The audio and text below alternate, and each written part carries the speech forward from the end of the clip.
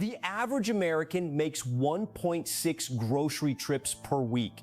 And on every single one of those trips, 60% of what lands in their cart was never on their list. That is not an accident. That is architecture, and it starts with milk. By the end of this video, you will never walk into a grocery store the same way again. The placement of a single dairy product is costing American households an estimated $400 a year in unplanned spending. Here is exactly how it works, who built it, and why they will never change it. Most people think milk is in the back because of refrigeration logistics. The story goes like this. The cooling infrastructure runs along the back wall. The loading docks are back there. The pipes are cheaper to run that way, so naturally the dairy section ends up at the rear of the store. That explanation is not entirely wrong, but it is wildly incomplete, and the grocery industry has been happy to let you believe that version of events for decades. Here is the real mechanism. Grocery stores are not laid out based on what is convenient for you. They are laid out based on a discipline called retail environmental design, and it has been studied, tested, and optimized since the 1970s. The core principle is simple. The longer you are inside the store, the more money you spend. Retail researcher Paco Underhill, who wrote the landmark 1999 book Why We Buy, documented this with thousands of hours of in-store shopper tracking. His research showed a direct, measurable correlation between time spent in a store and total dollars spent, not a loose trend. A documented linear relationship. So store designers asked one question: what item do people come in for most reliably, most frequently, and most urgently? The answer was milk. Milk is what the industry calls a destination item. You run out of it, you need it, you will make a trip specifically for it.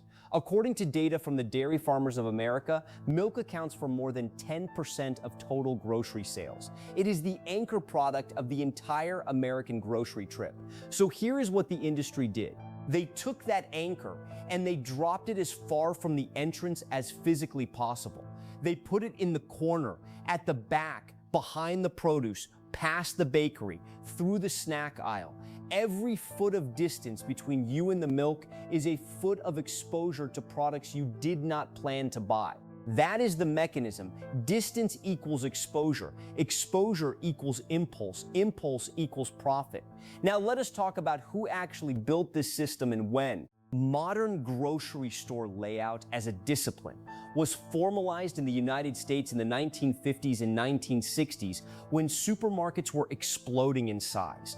The old corner store had maybe 800 square feet. The new supermarkets had 20,000. Chains like Kroger and Safeway hired consultants and started treating store layout as a science. By the 1980s, major chains were spending millions on consumer behavior research. Kroger, which today operates over 2,700 stores and pulls in $148 billion in annual revenue, has an entire internal research division dedicated to shopper analytics. They know the average shopper glances at a product for 1.3 seconds. They know end cap displays increase sales of a product by up to 30%. They know that putting bread near the front and milk at the back generates more revenue per square foot than almost any other configuration. This was not a passive discovery. It was an active, intentional design decision made by executives who understood exactly what they were doing. Now let us look at the evidence. A 2009 study published in the Journal of Marketing Research found that shoppers who enter a store for a single item spend an average of 54% more than they plan to, not 5%, 54%. When that single item is located at the back of the store, that number climbs closer to 70% above planned spending. Target, which is not technically a grocery store but operates like one, famously redesigned its store layout in the 2000s under CEO Bob Ulrich to place its grocery section, including dairy, at the back left corner. Target's own internal data, later reported by the New York Times, showed this change increased average transaction value by double digits within 2 years. Whole Foods, acquired by Amazon in 2017 for $13.7 billion, uses the same principle. Walk into almost any Whole Foods location. The prepared foods and entrance displays draw you in. The dairy and basic staples are as far from the door as architecturally possible. Amazon did not change this. Amazon studied it and kept it. Here is what this actually costs you. The average American household spends $5,703 on groceries per year, according to the Bureau of Labor Statistics. Research on unplanned purchases suggests that between 40 and 60% of grocery spending is unplanned. If we use the conservative 40% figure, that is $2,281 per year in impulse spending. Even if store layout is only responsible for a fraction of that, say 15%, that is $342 per household per year, going directly to products you did not intend to buy, triggered by the walk to the back of the store. Multiply that by 130 million American households. That is $44 billion a year, engineered by layout. So what can you actually do about it? First, use store pickup or delivery for routine items like milk. You bypass the designed path entirely. Second, when you do go in, enter with a physical or digital list organized by store section. Research from the University of Pennsylvania shows that shoppers with organized lists reduce impulse spending by up to 23%. Third, go in from the back entrance if the store has one. Many large grocery stores do. It cuts your exposure path in half. Fourth, never shop hungry.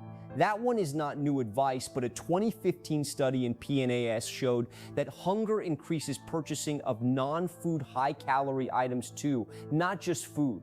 Your judgment degrades. The store knows this. Now, here is the fact that should make you genuinely angry. The Federal Trade Commission has the authority to regulate deceptive retail practices. In 2024, the FTC launched investigations into grocery pricing and shrinkflation. But store layout has never once been subject to a single regulatory review. The deliberate architectural manipulation of consumer behavior, documented, tested, and generating tens of billions in unplanned spending, is completely legal, completely unregulated, and almost entirely invisible. You thought you were shopping. You were being routed. Follow this channel. We post the real reason behind everyday things every single day.